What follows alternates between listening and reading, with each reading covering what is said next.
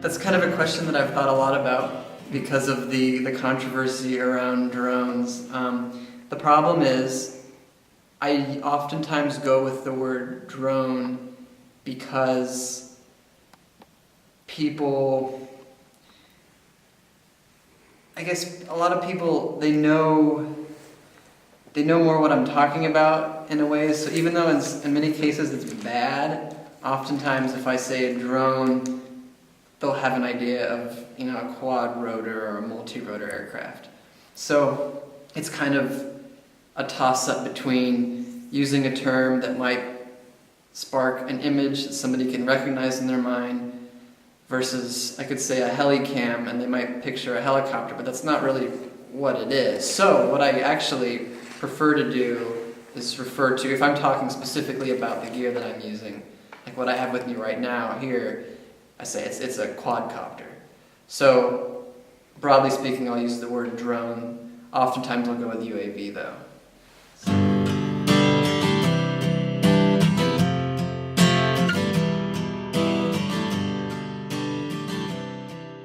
Yeah, so I do more than just work with UAVs.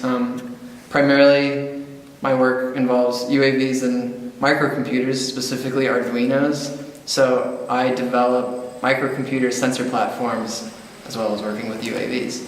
And so journalism technologists, basically, I'm using and developing methods of using these emerging technologies in the context of journalism and basically just for telling stories. So technology, storytelling.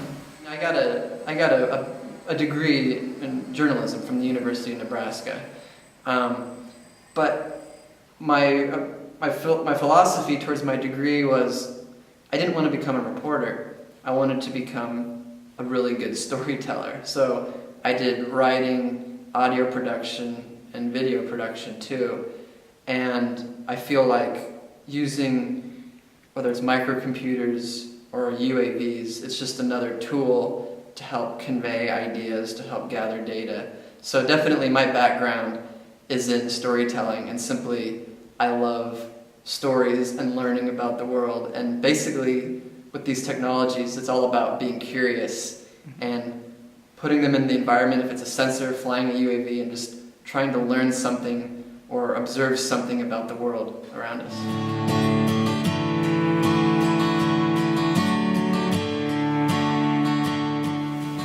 What I'm most excited about is the way that a UAV, specifically small quad rotors and multi-rotors, how they can maneuver in really tight spaces, even inside.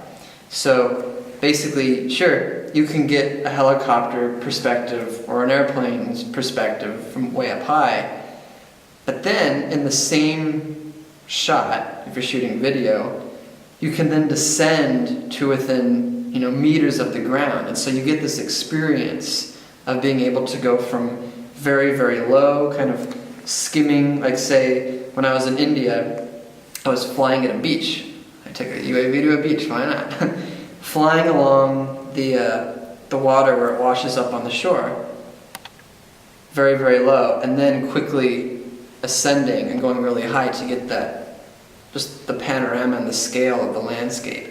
And I think it's shots like those where you can go from sort of micro to macro really fast, all in the same shot. I think that's where UAVs really excel, is gathering that experience. But you cannot do a shot like that with a helicopter or an airplane, simply because you can't get that close to the ground, and that type of maneuvering, it would be dangerous too. So it's those experience shots that you can get with the UAV where it really excels.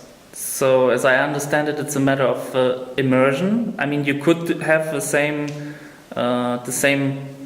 angles, the same perspectives by just cutting, make the one and make the other one. Right, but even then, you're saying if you didn't have a UAV, like if you had a camera on the ground and a helicopter, right? I mean, yeah, you could cut between the shots, but to have just that seamless movement. That's really what it is. It's this movement, this experience that you're watching this and you feel like you're flying through space. in a really interesting way. And it never occurred to me that this would be the case until I actually went out and started flying like that. Because I knew you could get the aerial shots or the down low shots, but it's connecting them.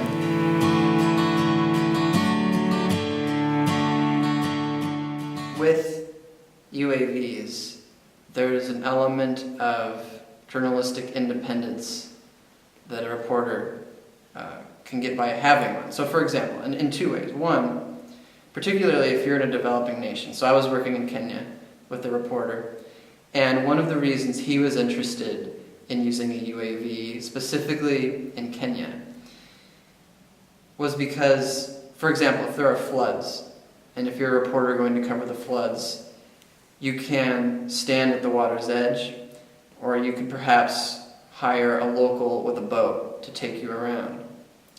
But to get sort of the true scale of the event, of the flood, you need to get in the air. And the problem that he has there is that in order to get in the air, you're most likely going to be riding on a military aircraft.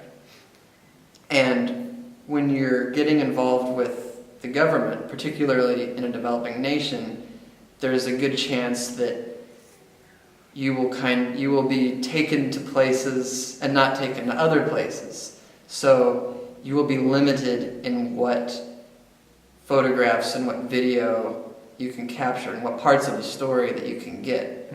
So a journalist with a UAV in a situation in a country like that, where you'd be relying on the government to take you where you want to go, by being totally autonomous with your UAV, it will allow you an element of freedom that you might not otherwise have to get to the place where you feel you need to be to get whatever part of the story you want.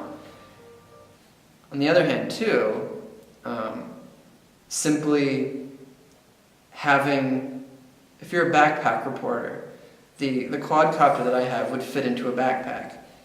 To be able to show up at an event with your multi-rotor in your backpack and to be able to just pull it out, and I should say with all these stories, I'm not going to argue, because I haven't come up with a case yet where there's a story that can only be told using a multi-rotor. It probably exists, but I haven't come across it, honestly. But these examples that I'm describing, I feel like they are a really good reason as to why this technology is going to help reporters. Because even just showing up at an event and having that multi-rotor, if there's a riot, if there's a demonstration, there was a massacre in South Africa that people kept talking to me about, where it wasn't clear who was, a bunch of people were killed, and it wasn't clear, journalists couldn't get photographs of the actual event. There was an obstruction in the way, and people kept saying, when I was down there recently, if journalists had UAVs, they would have been able to get high enough to see exactly what was going on. All they could get were secondhand reports. I don't know the details, I'm not sure why they couldn't get closer or whatnot, but basically, that was what people said.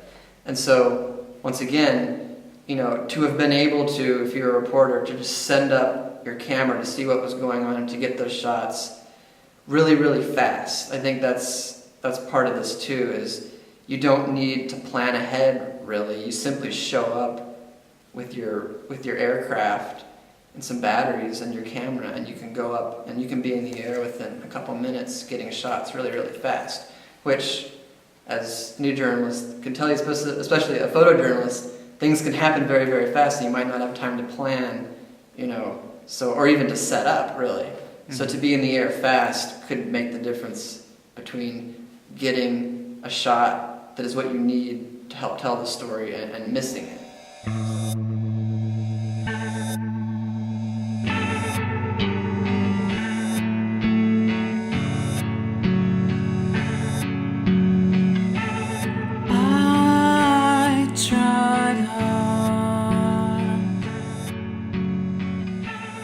Try